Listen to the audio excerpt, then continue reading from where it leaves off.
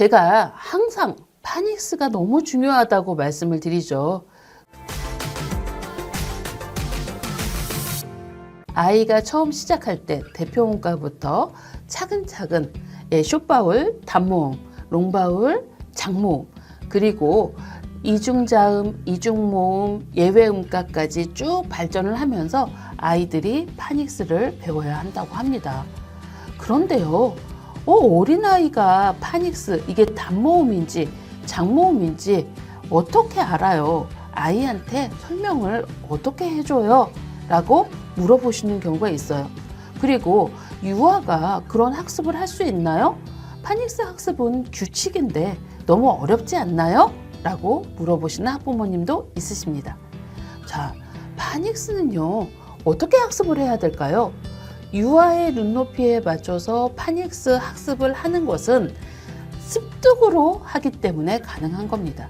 자, 퍼플 아카데미에서 파닉스가 중요하다고 하고, 두 번째로 영어는 학습이 아닌 습득으로 해야 된다고 합니다. 자, 학습이 아닌 습득으로 파닉스를 하는 방법. 말이 쉽지 습득으로 어떻게 해요? 노출을 많이 하시면 됩니다.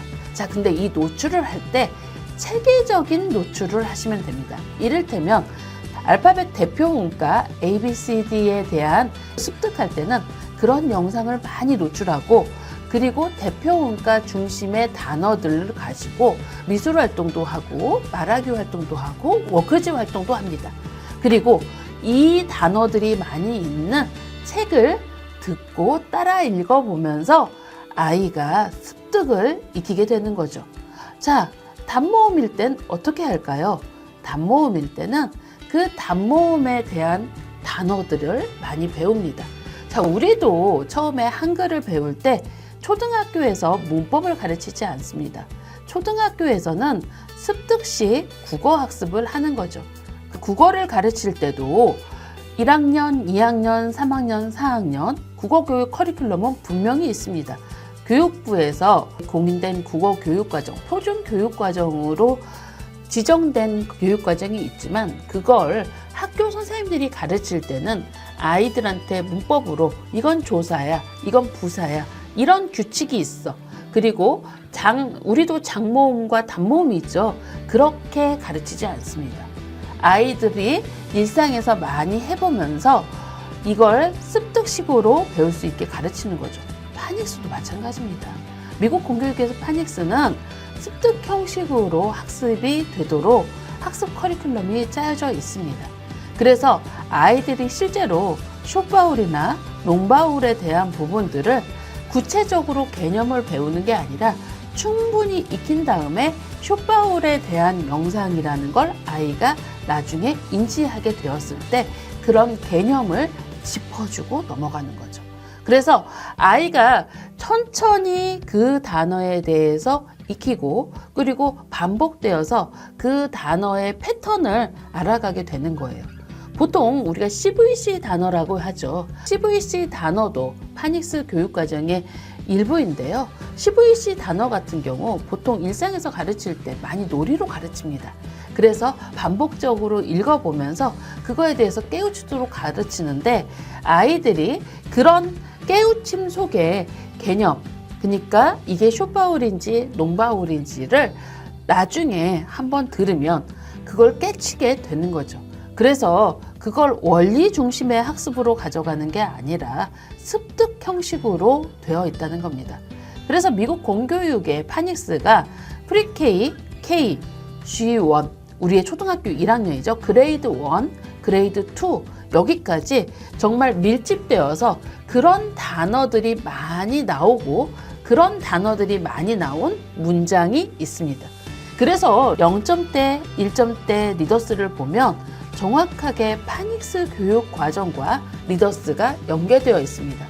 미국 교육 과정은 아주 과학적으로 되어 있기 때문에 공교육 과정에서 0점대 우리가 리더스를 많이 읽을 때 거기에서는 대표문과가 많이 인지되도록 되어 있고, 그리고 1점대 초반은 숏바울, 단모음에 대한 아이들이 인지가 되었을 때 그것을 따라 읽고 스스로 읽을 수 있도록 그렇게 되어 있습니다. 그래서 파닉스 학습이 개념적으로 들어가면 많이 어려운데 공교육에서는 그렇게 어렵지 않게 습득식으로 가르칩니다. 그래서 습득으로 배운 파닉스를 한 아이들은 내가 이 파닉스 개념이 뭔지 모르는데 자연스럽게 문장 속에서 문제를 표시해가면서 풀 수 있게 되는 거죠. 그래서 우리나라도 마찬가지고 미국도 마찬가지고 발달 연령을 무시한 교육과정이란 건 있을 수 없습니다. 많은 교육 전문가 분들이 교육 과정을 설계할 때 가장 중심에 두는 게 아이의 발달 연령입니다. 그래서 미국 공교육의 파닉스는 습득 중심의 파닉스 교육으로 되어 있고, 그리고 퍼플 아카데미에서 채택한 파닉스 교재 또한 그렇게 되어 있습니다. 그래서 처음에 미국 교과서에서 파닉스로 놀이를 통해서 접근해보고 그걸 파닉스 책에서 다시 한번 설명을 들으면서 아, 이거 내가 놀이를 통해서 했던 건데 이런 거구나 라고 깨치는 거죠. 그리고 또 이것을 그런 단어가 많은 책을 읽어보면서 파닉스를 저절로 몸에 익히는 겁니다.